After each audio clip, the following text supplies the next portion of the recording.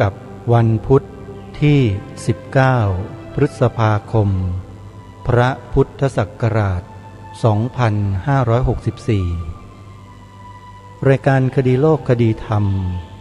มาพบกับท่านผู้ฟังเป็นปกติทุกวันจันทร์ถึงวันศุกร์และวันเสาร์อาทิตย์ทางสถานีวิทยุแห่งนี้ท่านผู้ฟังสามารถดาวน์โหลดแอปพลิเคชันเพื่อติดตามรับฟังรายการคดีโลกคดีธรรมนี้ได้เป็นประจำทุกวันแอปพลิเคชันมีชื่อว่าสมาพันธ์สื่อวิทยุพระพุทธศาสนาอาเซียนรายการคดีโลกคดีธรรมวันนี้ขอเริ่มต้นด้วยการประชาสัมพันธ์ข่าวงานบุญให้พวกเราได้มีส่วนร่วมบำเพ็ญบารมีร่วมกันจะมีการจัดงานอุปสมบทหมู่ขึ้นที่วัดป่าจริยธรรมอำเภอนาด้วงจังหวัดเลยในระหว่างวันที่20พฤษภาคมเป็นต้นไปจนถึงเดือนมิถุนายนรวม15วันงานนี้ขอเรียนเชิญเจริญพรศรัทธาสาธุชนได้มีส่วนร่วมเป็นเจ้าภาพเพื่อส่งเสริมให้พระภิกษุที่อุปสมบทเข้ามาตลอดจนถึงสามเณรและท่านแม่ชีที่มีศรัทธาเหล่านั้น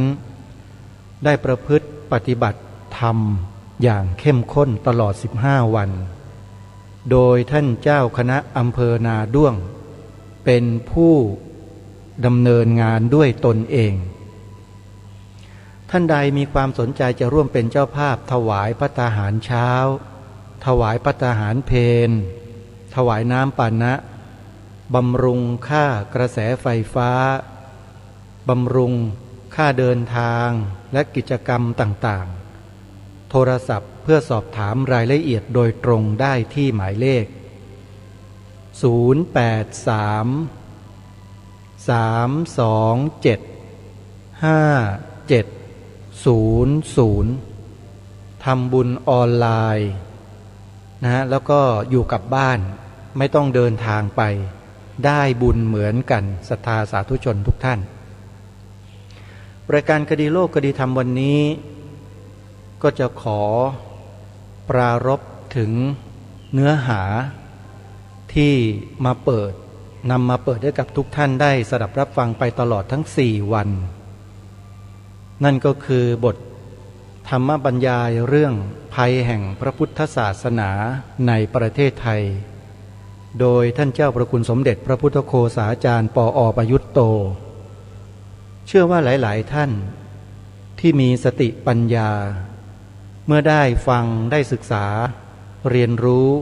คำบรรยายของท่านเจ้าพระคุณสมเด็จตั้งแต่ต้นจนจบ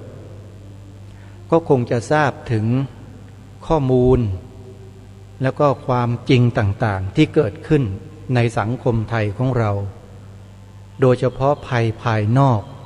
ที่ท่านเจ้าพระคุณสมเด็จได้หยิบยกข้อมูลต่างๆขึ้นมากล่าวมาบรรยายในที่ประชุมเสวนาในวันนั้นคือเมื่อวันที่2กันยายนพระพุทธศักราช2544เมื่อเกือบ20ปีที่ผ่านมาแล้วและข้อมูลเหล่านั้นก็เป็นความจริงทั้งหมดคนต่างศาสนาพยายามที่จะกระทำอะไรต่อพระพุทธศาสนาในประเทศไทยของเราโดยอาศัยวิธีการต่างๆตามที่ท่านเจ้าพระคุณสมเด็จ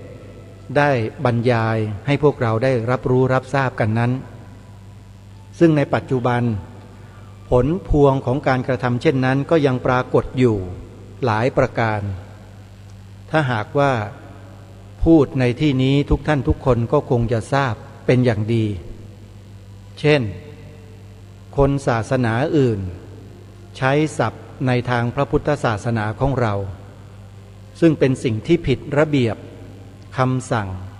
ของกรมการศาสนาที่มีมาตั้งแต่ปีพระพุทธศักราช2513อันนี้มีหลักฐานยืนยันชัดเจนปัจจุบันก็ยังคงทำเช่นนั้นอยู่ทั้งนี้ทั้งนั้นก็เนื่องจากแผนไดอะล็อก ที่ท่านเจ้าประคุณสมเด็จพระพุทธโฆษาจารย์ท่านได้บรรยายให้เราได้รับทราบนั่นเองยังมีผลมาถึงทุกวันนี้แล้วก็ยังไม่มีใครผู้รับผิดชอบคนไหนหน่วยงานไหนก็แล้วแต่กล้าดำเนินการแก้ไขให้ถูกต้องตรงนี้ก็บ่งบอกให้เห็นถึงความอ่อนแอความอ่อนด้อยความไร้สติปัญญาของผู้รับผิดชอบชัดเจนคือไม่มีการแก้ปัญหาอะไรให้มันถูกต้องอันนี้ก็ขอย้ำในข้อแรกส่วนข้อที่สองก็คือแนวความคิดของคนต่างศาสนาที่เน้นการทำลายล้างท่านเจ้าประคุณสมเด็จพระพุทธโฆษาจารย์ย้ำเลยว่าประเทศไทยของเราเนี่ยถ้ามีชาวพุทธอยู่เป็นจำนวนมากประเทศไทยเราก็สงบร่มเย็นดีแต่ถ้าหากเมื่อไรคนต่างศาสนาบางศาสนาในประเทศนี้นะมีจำนวนเพิ่มมากขึ้นถึง 10% เมื่อไหร่ก็จะมีปัญหาขึ้นทันทีและท่านว่าปัจจุบันนี้ศาสนิกของบางศาสนาในประเทศไทยที่มีจำนวนเพิ่มขึ้นมานั้นมีปัญหากับประเทศนี้แล้วหรือยังท่านว่ามีบ้างหรือยังท่านสาธุชนลองพิจารณาดูสิท่านเจ้าประคุณสมเด็จท่านยืนยันเลยว่ามีปัญหาแน่นอนนะฮะนี่ก็คือข้อที่สองและแนวความคิดของเขานั้นเป็นแนวความคิดที่เขาบอกว่าบางทีการทำลายก็เนื่องจากเหตุแห่งการสร้างสรรค์เขาว่าอย่างนั้นก็หมายความว่าการทำลายล้างของเขาเนี่ยมันคือการสร้างสรรค์ของเขาหรือการสร้างสรรค์ของเขานะก็คือการทำลายล้างผู้อื่นนั่นเองนี่คือท่านเจ้าประคุณสมเด็จท่านย้ำตรงนี้เอาไว้เพราะฉะนั้นแนวความคิดแห่งการทำลายนั้นในประเทศไทยของเรายังมีอยู่หรือไม่ตรงนี้ท่านสาธุชนก็พิจารณาดูนะฮะและอันที่สามภัยภายนอกภัยภายนอกอีกประเภทหนึ่งก็คือภัยทางแนวความคิดทางด้านการเมืองพระเดชพระคุณท่านเจ้าพระคุณสมเด็จท่านยกตัวอย่างแนวความคิดทางการเมืองบางประการของประเทศสหรัฐอเมริกามาให้พวกเราได้ทำความรู้ความเข้าใจกันว่าที่ประเทศอเมริกาเนี่ยเขาไม่บัญญัติศาสนาของเขาให้เป็นศาสนาประจำชาติแต่พฤติกรรมเวลาประธานาธิบดีทำการสาบานต่อคัมภีร์ไบเบิลนั้นมันเป็นเครื่องหมายหรือสัญลักษณ์ที่บ่งบอกคนทั้งชาติชัดเจนอยู่แล้วว่าคืออะไรแล้วที่เขาไม่ให้ศาสนาเข้าไปยุ่งเกี่ยวกับการเมืองนั้นไม่ได้เกี่ยวข้องอะไรกับพระพุทธศาสนาไม่เกี่ยวข้องอะไรกับประเพณีของเมืองไทยเราเลยเพราะอเมริกานั้นเขามีที่มาที่ไปของความขัดแย้งเรื่องศาสนานั้นไม่เหมือนกับประเทศของเราศาสนาเดียวกันคือศาสนาคริสต์แต่ทะเลาะกันกลางสภาเพราะต่างนิกายกันเท่านั้นสภาสหรัฐก็เลยปฏิเสธไม่ให้ศาสนาเข้ามายุ่งเกี่ยวทีนี้ไอ้นักการเมืองไทยเราข้าราชการไทยเราบางกลุ่มบางพวกบางคนเนี่ยไปนำเอาแนวทางของเขามาใช้ในประเทศไทยของเราซึ่งมันผิดฝาผิดตัวมันจึงทำให้เกิดเป็นปัญหามาจนถึงทุกวันนี้ไงแล้วจึงมีคำสั่งบางอย่างที่ออกมากำชับให้พระภิกษุสงฆ์ในเมืองไทยเราต้องทำตัวรีบๆเอาไว้ทำตัวตรงๆอย่าออกซ้ายออกขวาอย่าออกหน้าให้นิ่งๆเงียบๆสงบไว้ห้ามพูดห้ามแสดงห้ามกล่าวในเรื่องการเมืองทั้งที่พระภิกษุสงฆ์นั้นมีบทบาทในบ้านในเมืองในการอบรมพร่ำสอนให้ความรู้แก่ประชาชนทั่วทุกหย่อมย่าในประเทศให้เป็นคนที่มีศีลมีธรรมว่านอนสอนง่ายปกครองง่ายพระสงฆ์เนี่ยช่วยชาติมาโดยตลอดแต่ผู้บริหารชาติบ้านเมืองที่มีแนวความคิดอย่างนั้นนะมองไม่เห็นประโยชน์แล้วก็ออกกฎออกระเบียบออกอะไรมาไม่รู้ห้ามไม่ให้ภิกษุเข้าไปพูดไปยุ่งไปเกี่ยวไป แสดงความคิดเห็นหรือออกสิทธิ์ออกเสียงอะไรต่างๆเขียนไว้ในกฎหมายเขียนไว้ในระเบียบคำสั่งต่างๆนานาเขาบอกว่าอ้างว่าอเมริกาเขาก็ไม่ได้ทำแบบนี้อเมริกาเขาก็แยกรัฐออกจากศาสนาแยกศาสนาออกจากรัฐแล้วก็เอาแบบของอเมริกานั้นมาทำกับเมืองไทยจริงๆแล้วมันไม่ใช่เมืองไทยไม่เคยมีปัญหาเรื่องศาสนาเลยแต่เพราะไปทำตามอเมริกาปัญหาเรื่องศาสนามันจึงตามมาอย่างหลีกเลี่ยงไม่ได้อย่างที่ท่านเจ้าพระคุณสมเด็จท่านกล่าวไว้ว่าถ้าคนต่างศาสนาบางศาสนาในเมืองไทยมีจำนวนประชากรเพิ่มขึ้น 10% เมื่อไหร่ปัญหาก็จะเกิดแน่นอนนั่นแหละคือปัญหาและปัจจุบันนี้เป็นอย่างไรบ้างทุกท่านก็คงจะทราบที่มันเกิดขึ้นนะฮะเกือบ20 ปีแล้วนะที่ท่านเจ้าพระคุณสมเด็จท่านได้บรรยายเรื่องนี้ไว้แล้วนำมาเปิดให้พวกเราได้ฟังกันฟังครั้งเดียวเราจะไม่เข้าใจหรอกนะ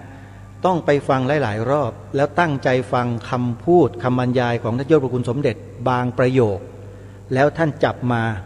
จดเอาไว้บันทึกโน้ตเอาไว้แล้วท่านมาวิเคราะห์ดูว่าสิ่งที่ท่านปรารภและพูดคำนี้ประโยคนี้เนี่ยหมายถึงอะไรแต่อย่างว่านะฮะคนไทยโดยเฉพาะผู้นับถือศาสนาพุทธของเราเนี่ยบางทีศึกษาเรียนรู้พระพุทธศาสนาแล้วแต่เรียนไม่จบเรียนได้ครึ่งกลางเสร็จแล้วก็นำเอาธรรมะนั่นแหละมาบอกกับตัวเองไปบอกกับผู้อื่นว่าควรจะทำตัวอย่างนั้นอย่างนี้ควรจะไม่ไปยุ่งไปเกี่ยวอะไรอย่างนั้นควรจะอยู่นิ่งๆใครจะทำอะไรก็ช่างเพราะทุกอย่างมันเป็นไปตามกรรมอะไรต่างๆก็ว่าไปคือเอาหลักคำสอนชั้นสูงเนี่ยเอามาสอนคนในประเทศให้ทำตัวเหมือนกับเป็นพระอรหันต์อย่างนั้นนะจริงๆมันไม่ใช่เลยตรงนี้ต้องไปพิจารณาให้ดีๆนะท่านสาธุชนนะท่านเจ้าพระคุณสมเด็จยังยืนยันเหตุการณ์บางอย่างหลายๆครั้งในสมัยครั้งพุทธกาลหรือหลังพุทธปรินิพพานก็ตามพระอรหันต์เองท่านยังออกมาดูแลพระศาสนาของชาติบ้านเมืองในสมัยอดีตโดยที่ท่านไม่นิ่งเฉยแล้วก็ไม่อยู่เฉยด้วยซ้ำไปนะฮะอันนั้นพวกเราทั้งหลายเนี่ยจะต้องมีจิตสำนึกมากกว่านั้นนะมีจิตสำนึกมากกว่านั้นต้องมีความรับผิดชอบมากกว่านั้นถึงจะถูกนะฮะสำหรับภัยภายในนี้อันนี้ท่านเจ้าพระคุณสมเด็จท่านก็ย้ำแล้วย้ำอีกเหมือนกันว่าภัยภายในที่มันเกิดจากพุทธบริษัทของเราเองเนี่ยถึงแม้ว่าภัยภายนอกจะมีความรุนแรงเพียงใดก็ตามแต่ถ้าภายในของเราหรือพุทธบริษัทของเรามีความรู้ความเข้าใจมีความเข้มแข็งเสียแล้วเนี่ยให้ภายนอกกล้าแข็งมาเท่าไหร่ก็ไม่สามารถจะทำลายศาสนาและพุทธบริษัทของเราได้เลยแต่ทุกวันนี้ถามว่าชาวพุทธในประเทศไทยของเราที่มีความรู้ความเข้าใจในหลักคำสอนขององค์สมเด็จพระสัมมาสัมพุทธเจ้าอย่างลึกซึ้งอย่างละเอียดลึกซึ้งเนี่ยมีกี่คนแม้แต่พระเราเองก็เหมือนกันมีสักกี่รูปที่สามารถนำเอาหลักธรรมนั้นมาใช้ในชีวิตแล้วก็นำไปสอนให้ผู้อื่นได้ถือปฏิบัติได้อย่างถูกต้องเหมือนอย่างท่านเจ้าประคุณสมเด็จพระพุทธโฆษาจารย์มีสักกี่รูปมีไม่เท่าไหร่แต่ก็เอาละท่านสาธุชนถ้ามองในภาพรวมแล้วเนี่ยก็ยังดีนะที่ประเทศไทยของเราคณะสงฆ์ของเรายังมีหลักสูตรพระปริยัติธรรมแผนกธรรมแผนกบาลีแล้วยังมีหลักสูตรพิเศษพระอภิธรรมบาลีใหญ่แล้วก็การศึกษาพระไตรปิฎกอะไรต่างๆเนี่ยยังมีให้ชาวพุทธยังมีให้พระสงฆ์สามเณรเราได้ศึกษาเรียนรู้ในข้อธรรมเหล่านั้นกันอยู่ดาษดื่นจึงทำให้การนำหลักธรรมบางอย่างนะที่นำไปเผยแพร่นำไปอบรมพร่ำสอนประชาชนนั้นยังเป็นไปในทางที่ถูกต้องไม่ผิดเพี้ยนไปอยู่เป็นจำนวนมากจึงทำให้สังคมประเทศชาติบ้านเมืองไทยของเรานั้นยังเดินมาได้จนถึงทุกวันนี้แต่ถามว่าเพียงพอไหมยังทำไมจึงไม่เพียงพอเพราะเนื่องจากว่า ระบบการศึกษาของชาติบ้านเมืองของเราเนี่ยยังไม่ได้ส่งเสริมให้ประชาชนในชาติศึกษาเรียนรู้พระธรรมคำสอนของศาสนาชาติตัวเองได้เต็มที่หรือจะพูดอีกมุมหนึ่งก็คือว่ายังส่งเสริมน้อยเกินไปท่านเจ้าพระคุณสมเด็จย้ำเลยว่าถ้าต้องการให้ชาวพุทธเข้มแข็งเนี่ยชาวพุทธยังไม่รู้วิธีแก้ก็ไม่ยากก็ทำให้ชาวพุทธรู้พระศาสนาของตนเองเท่านั้นเองทีนี้ชาวพุทธหรือประชาชนในประเทศเป็นชาวพุทธส่วนใหญ่ถ้าจะรู้ศาสนาอย่างรวดเร็วอย่างกว้างขวางมีประสิทธิภาพเนี่ยใครล่ะจะเป็นผู้ดูแลรับผิดชอบในเรื่องนี้แล้วมีประสิทธิภาพมากที่สุดแน่นอนฮะ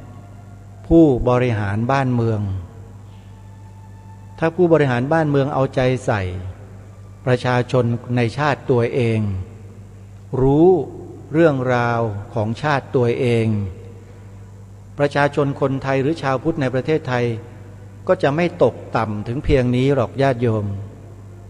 จริงหรือไม่แต่ก่อนสมัยพวกเราที่มีอายุรุ่นราวคราวเดียวอาตมาภาพขึ้นไปนั่นนะในโรงเรียนก็มีวิชาภาคบังคับให้เราศึกษาเล่าเรียนสิ่งเหล่านี้กันอยู่อย่างดาษดื่นทั่วทั้งแผ่นดินวิชาศิลธรรมวิชาหน้าที่พลเมือง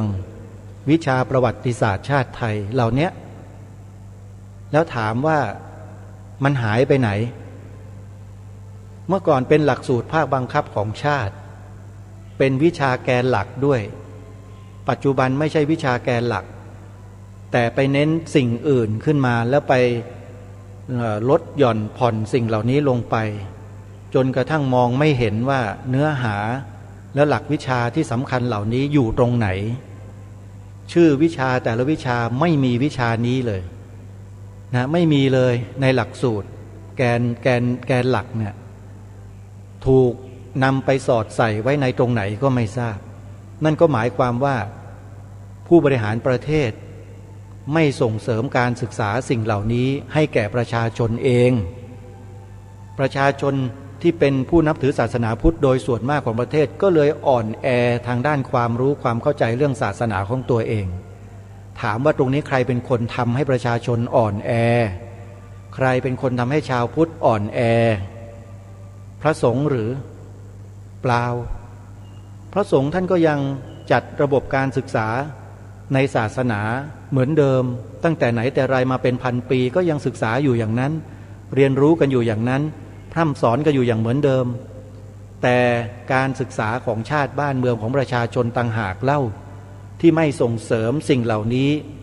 ตามที่พระสงฆ์ท่านส่งเสริมอยู่แล้วอย่างนี้จะไม่ให้กล่าวเช่นนี้ได้อย่างไรจริงหรือไม่ตรงนี้ท่านเจ้าพระคุณสมเด็จย้ำแล้วย้ำอีกว่าการศึกษาเป็นเรื่องที่สำคัญและพระสงฆ์เองก็ไม่ได้มีอำนาจที่จะไปบังคับให้ประชาชนต้องศึกษาเล่าเรียนธรรมะไม่ได้มีอำนาจในการจัดทำหลักสูตรให้ประชาชนคนไทยลูกหลานไทยได้ศึกษาเล่าเรียนไม่มีอำนาจอะไรเลยแถมยังถูกตัดสิทธิ์ในทางการเมืองทางสิทธิทางประชาธิปไตยอีกด้วยพระสงฆ์ก็ไม่มีสิทธิ์ไม่มีเสียงที่จะไปแสดงออกอะไรในลักษณะเช่นนี้เลยแล้วแบบนี้จะให้เรียกว่าอะไรถ้าไม่เรียกว่ามัดมือมัดเท้าไม่พอนะแถมยังปิดปากพระสงฆ์อีกด้วยเห็นไหมฮะแล้วอย่างนี้ศาสนาจะไปเจริญในจิตใจของประชาชนส่วนใหญ่ของประเทศที่นับถือศาสนาพุทธได้อย่างไรจึงขอฝากให้พวกเราเป็นข้อคิดในวันนี้อีกวันหนึ่งที่เป็นการสรุปเนื้อหาคร่าวๆให้พวกเราได้สดับรับฟังกันในการฟังธรรมบรรยายของท่านเจ้าประคุณสมเด็จพระพุทธโฆษาจารย์ที่ผ่านมาซึ่งคลิปนี้มีอยู่ใน YouTube นะโยมใครที่ต้องการจะเปิดเข้าไปฟังเนี่ยสามารถที่จะพิมพ์หาในชื่อคลิปวิดีโอว่าภัยแห่งพระพุทธศาสนาในประเทศไทยภัยแห่งพระพุทธศาสนาในประเทศไทยท่านเจ้าพระคุณสมเด็จท่านเป็นนักปราชญ์ แห่งกรุงรัตนโกสินทร์เป็นปราชญ์ของโลกก็ว่าได้เพราะว่าผู้คนที่สนใจเรื่องหลักคำสอนในทางพระพุทธศาสนาก็ใช้ตำรับตำราที่ท่านเจ้าพระคุณสมเด็จท่านได้เขียนไว้ท่านได้ทำไว้เนี่ยไปค้นคว้าหาสับแสงต่างๆในทางพระพุทธศาสนากันทั่วทั้งโลกเพราะฉะนั้นเจ้าพระคุณสมเด็จนั้นจึงเป็นที่รู้จักของผู้สนใจในหลักคำสอนทางพุทธศาสนาเนี่ยทั่วโลกทีเดียวนั้นสิ่งที่ท่านปรารภและพูดมาทั้งหมดเนี่ยเราต้องใส่ใจให้มากอย่าฟังเพียงแค่ครั้งเดียวแต่จงย้อนกลับไปฟังหลายๆครั้งฟังแล้วฟังอีกฟังด้วยความพินิจพิจารณาไตร่ตรองคร่ำครวญให้ดีและให้มีสติมีปัญญาในการพิจารณาข้อที่ท่านเจ้าประคุณสมเด็จยกขึ้นมาในแต่ละข้อให้ดีโดยเฉพาะ2ประเด็นที่อยากจะให้ไปพิจารณาใหม่นะ1แนวคิดของคนต่างศาสนาที่มีความแตกต่างหรือตรงกันข้ามกับชาวพุทธและคนเหล่านั้นก็ได้รับสิทธิในทางการเมืองได้รับสิทธิในการเลือกตั้งได้รับสิทธิในการแสดงออกทุกสิ่งทุกอย่างเหมือนประชาชนคนทั่วไปทั้งหมดแต่พระสงฆ์ในเมืองไทยไม่มีสิทธิ์อะไรเลยทั้งที่เป็นผู้สอนศาสนาและเป็นศาสนาของชาติบ้านเมืองซะด้วยแต่ไม่มีสิทธิ์ที่จะแสดงออกอะไรเสนอแนะอะไรหรืออยากจะมีสิทธิ์มีเสียงอะไรอย่างไรเลยตรงเนี้ยเป็นสิ่งที่น่าเป็นห่วงหรือไม่เราไม่ได้ต้องการเป็นนักการเมืองไม่ต้องการอำนาจโยมขอยืนยันนะว่าพระสงฆ์ในเมืองไทยไม่ได้ต้องการอำนาจแต่ต้องการที่จะให้ผู้มีอำนาจเนี่ยได้รู้และเข้าใจในสิ่งเหล่านี้ฟังให้ชัดนะโยมอาตมาภาพไม่ได้สนใจหรอกตำแหน่งอำนาจเงินเดือนอะไรที่เขามีเขาเป็นกันอยู่ไม่ต้องการแต่ต้องการให้คนที่มีอำนาจในบ้านเมืองเนี้ยมีปัญญาความรู้เรื่องของพระพุทธศาสนาเนี่ยให้ลึกซึ้งกว่านี้แล้วมองให้เห็นภัยที่คุกคามพระพุทธศาสนาของเราที่กำลังเป็นอยู่ในอดีตก็ดีปัจจุบันก็ดีและที่กำลังจะเป็นอยู่ในอนาคตก็ดีให้ชัดเจนแจ่มแจ้งแล้วก็ช่วยกันหาแนวทางในการระวังป้องกันไม่ให้ภัยคุกคามเหล่านั้นเนี่ยมาทำลายพระพุทธศาสนาของเราไม่ว่าจะแง่มุมใดก็ตามตรงนี้ต้องระมัดระวังให้ดีนะอาตมาภาพพูดในฐานะที่เป็นผู้ศึกษาติดตามสถานการณ์และข้อมูลเหล่านี้มาโดยตลอดมีความเป็นห่วงมากจึงได้ออกมาทำรายการในลักษณะเช่นนี้เพื่อหวังว่าผู้หลักผู้ใหญ่ผู้มีอำนาจจะได้สดับรับฟังรับรู้สิ่งเหล่านี้แล้วนำไปพิจารณาเพื่อหาแนวทางในการระวังและป้องกันไม่ให้ศาสนาของชาติบ้านเมืองเพรี่ยงพล้ำและเสียเปรียบจนกระทั่งถูกทำลายล้างลงไปในอนาคตนี่แหละเขาเรียกว่าความปรารถนาดีไม่ใช่ปรารถนาเลวร้ายอะไรเลยเพราะฉะนั้นจึงขอฝากท่านผู้ฟังที่ติดตามรับฟังรายการทุกท่านด้วยว่าอย่าตีเจตนาของอาตมาภาพผิดอย่าตีเจตนาของกระผมผิดนะไม่ได้มีเจตนาที่คิดจะทำลายใครแล้วก็ไม่มีเจตนาที่คิดจะทำร้ายใครมีเจตนาหวังดีต่อประเทศชาติพระพุทธศาสนาและเทิดทูนสถาบันพระมหากษัตริย์มาโดยตลอดแล้วก็จะเป็นอย่างนี้ตลอดไป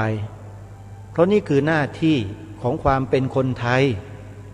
นะนี่คือหน้าที่หลักเลยที่คนไทยทุกคนจะต้องยึดเป็นแนวทางของชีวิตเอาไว้เลยถ้าคนไทยคนไหนปฏิเสธนั่นก็แปลว่าคนไทยคนนั้นแปรพรรคเป็นภาษาที่พูดไพเราะมากแต่ถ้าเป็นภาษาที่รุนแรงเขาบอกว่าขายตัวจะขายตัวด้วยอะไรเขาจะซื้อด้วยสิ่งไหนไม่รู้แต่อาตมาภาพใช้คำนี้เลยว่าขายตัวแล้วคือยอมตัวไปเชื่อตามคนอื่นแต่ไม่เชื่อบรรพบุรุษของตัวเองที่สืบสารสิ่งเหล่านี้มารักษาสิ่งเหล่านี้มาแล้วไม่สารต่อกัน อาตมาภาพเป็นคนพูดจาตรงแล้วก็พูดชัดนะไม่ต้องอ้อมค้อมไม่ต้องไปแปลนะพูดตรงๆแบบเนี้ยโยมคนบางกลุ่มบางพวกก็ไม่ค่อยชอบอาตมาภาพหรอกอาตมาภาพก็รู้อาตมาภาพทำรายการทำหน้าที่ตรงนี้ไม่ได้หมายความว่าทำรายการเพื่อให้คนมานิยมชมชอบไม่ได้ต้องการเลยแต่ต้องการอย่างเดียวต้องการให้คนไทยเรามีจิตสำนึกใครจะมีหรือไม่มีนั้นอีกเรื่องหนึ่งแต่ถ้าเป็นคนไทยแล้วต้องมีจิตสำนึกต้องรู้กตัญญูคือว่าพูดง่ายๆว่าต้องมีความกตัญญูต่อแผ่นดินของตัวเองต่อบรรพบุรุษของตัวเอง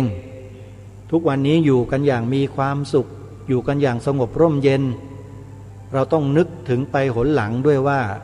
ที่เราได้ความสุขสงบร่มเย็นมาอย่างนี้ได้เนี่ยมีความเป็นมาอย่างไรประวัติศาสตร์ของชาติ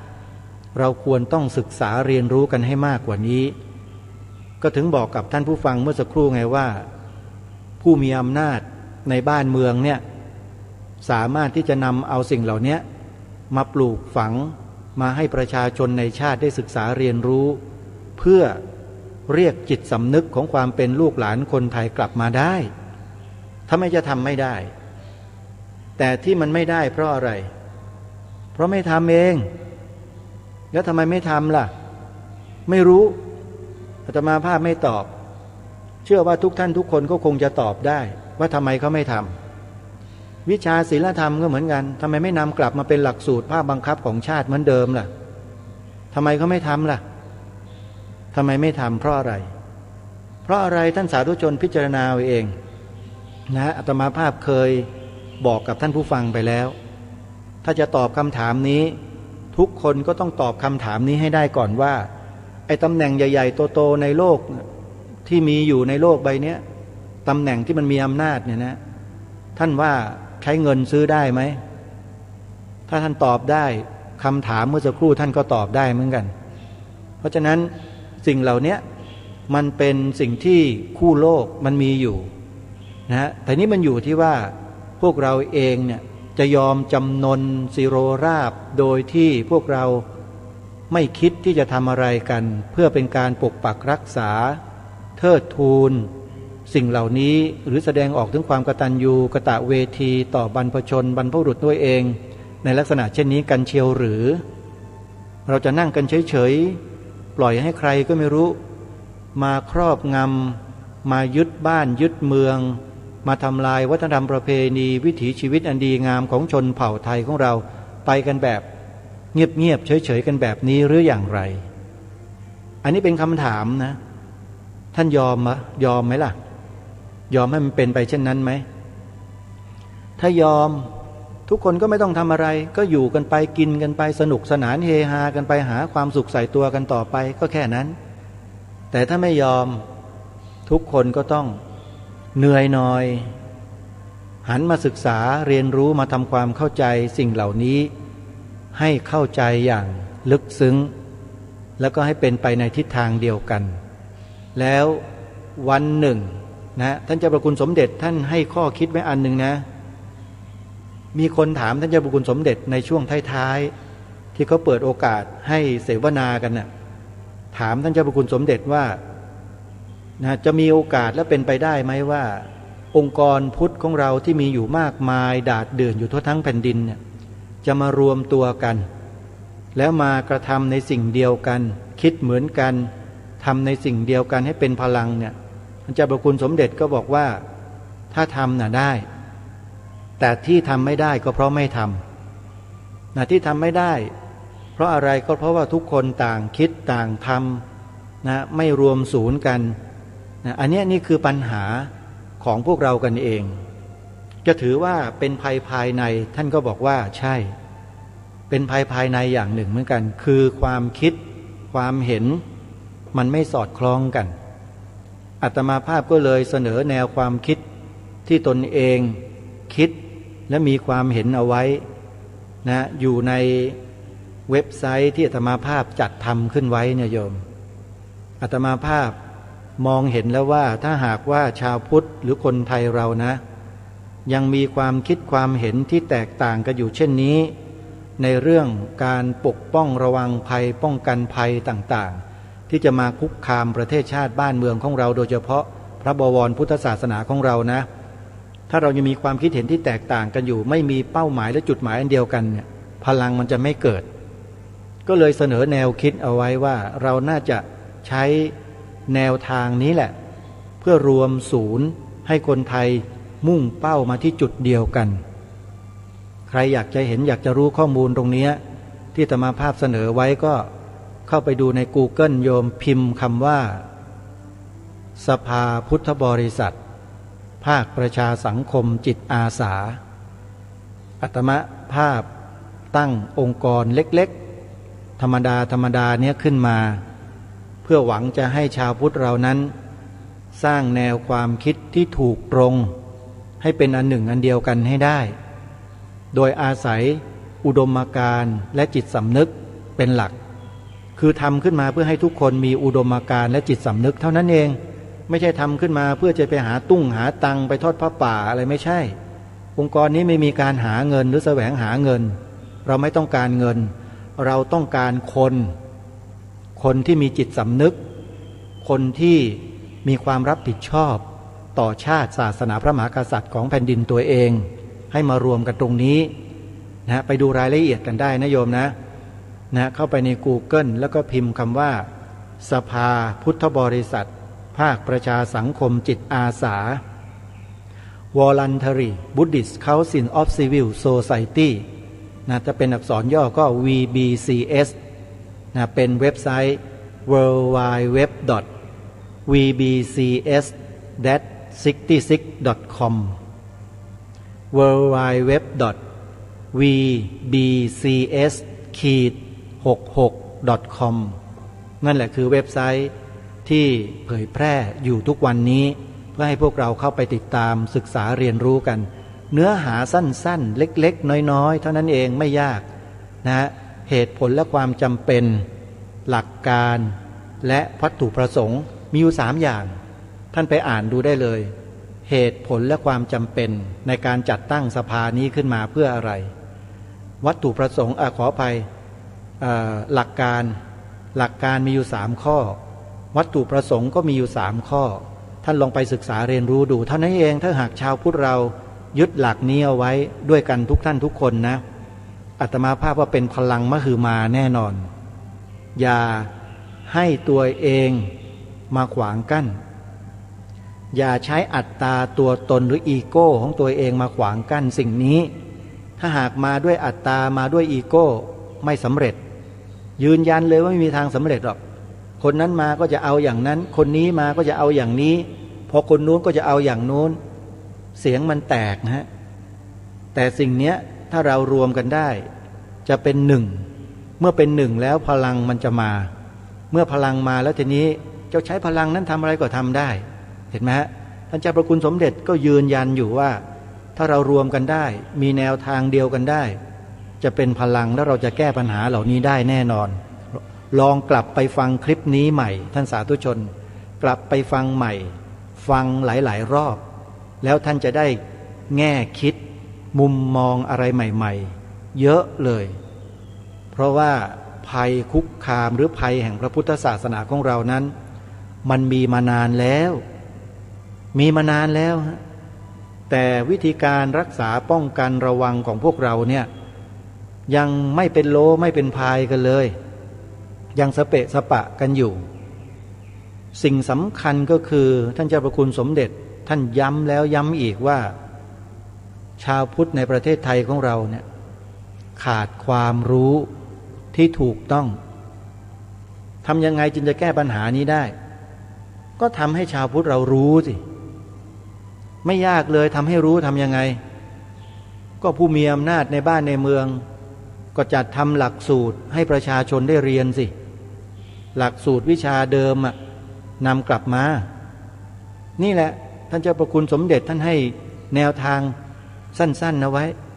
แต่ไม่รู้เหมือนกันว่าท่านเหล่านั้นจะมีปัญญาพิจารณามองเห็นคุณค่าและประโยชน์ตรงนี้ที่ท่านเจ้าประคุณสมเด็จได้นำเสนอหรือเปล่าอันเนี้ยเราก็ต้องรอ นะรอไปเรื่อยๆหวังว่าสักวันหนึ่งจะมีผู้นำประเทศชาติบ้านเมืองที่เป็นสัมมาทิฏฐิเกิดขึ้นสักครั้งหนึ่ง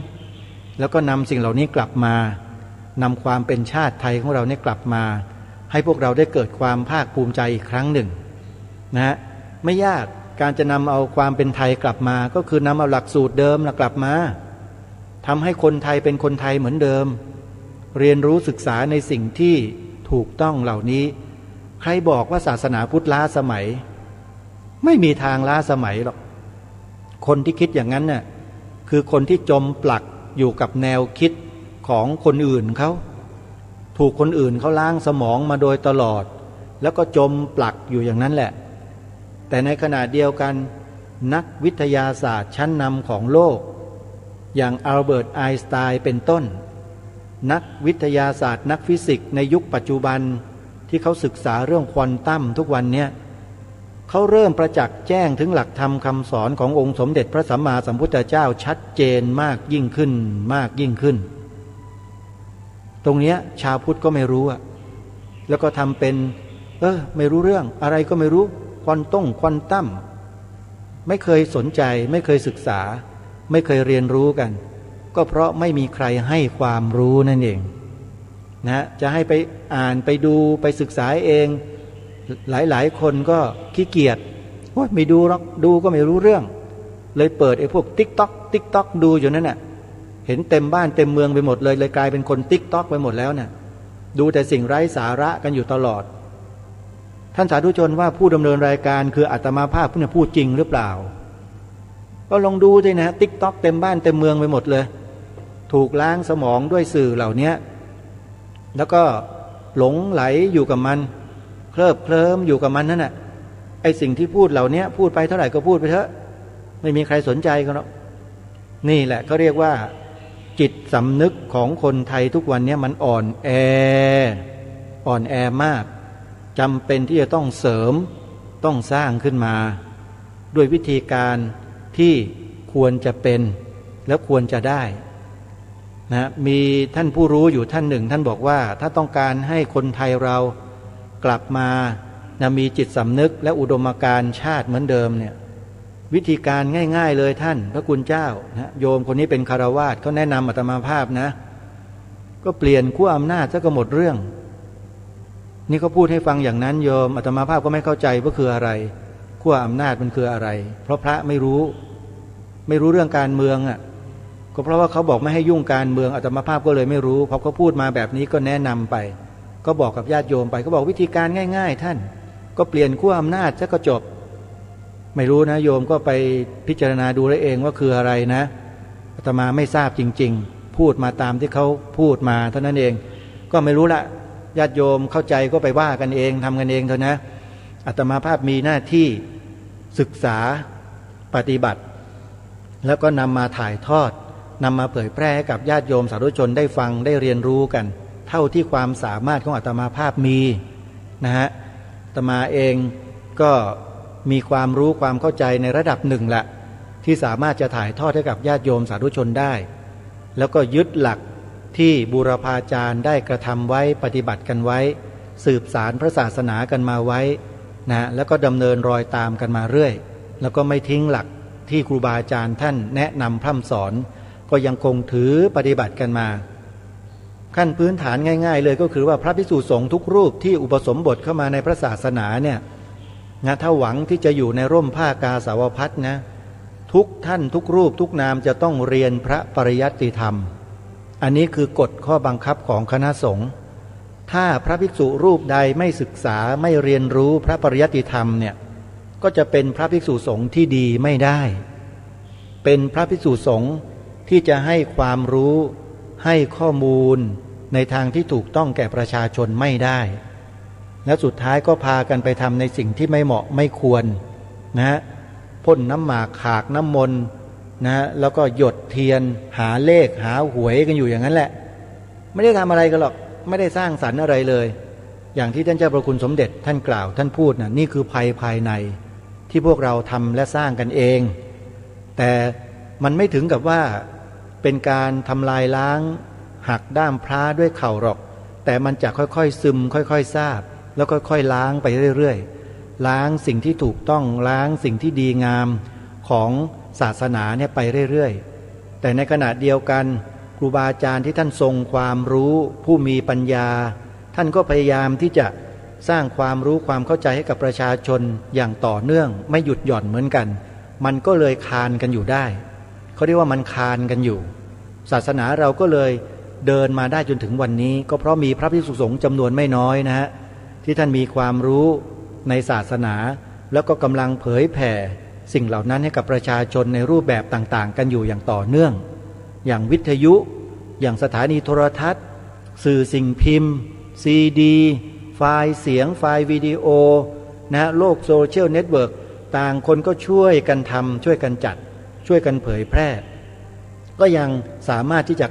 คานสิ่งเหล่านั้นได้พอสมควรทีเดียวนี่แหละเราก็พยุงกันไปอย่างเนี้ยแต่ทั้งนี้ทั้งนั้นก็ขอบอกด้วยว่าอนาคตข้างหน้าไม่แน่นอน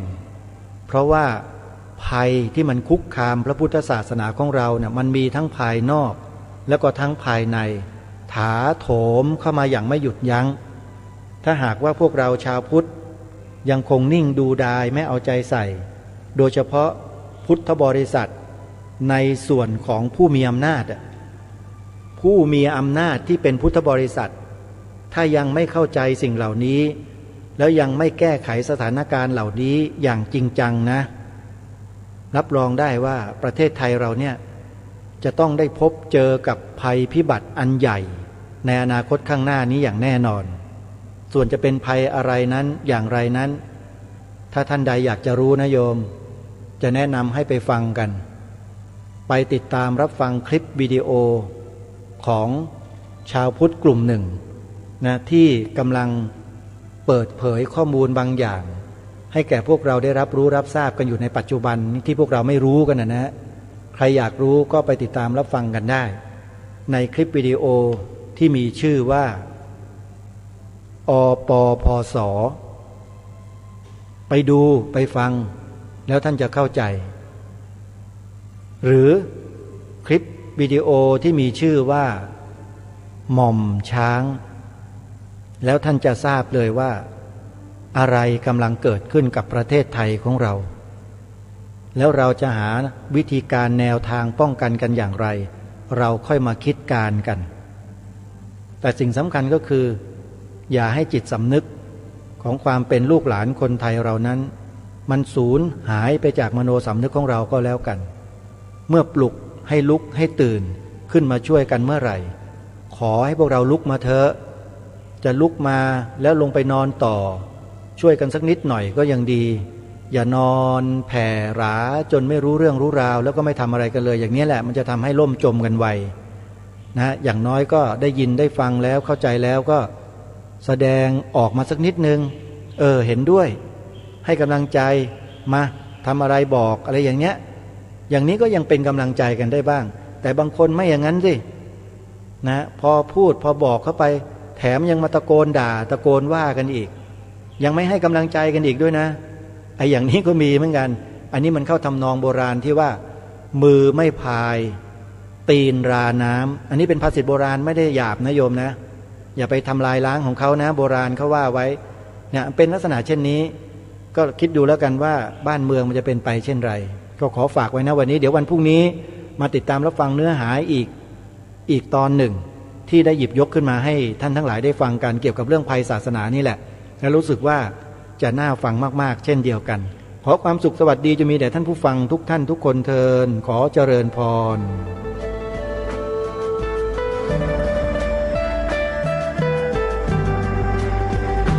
กล้าคิดก็ต้องกล้าทำ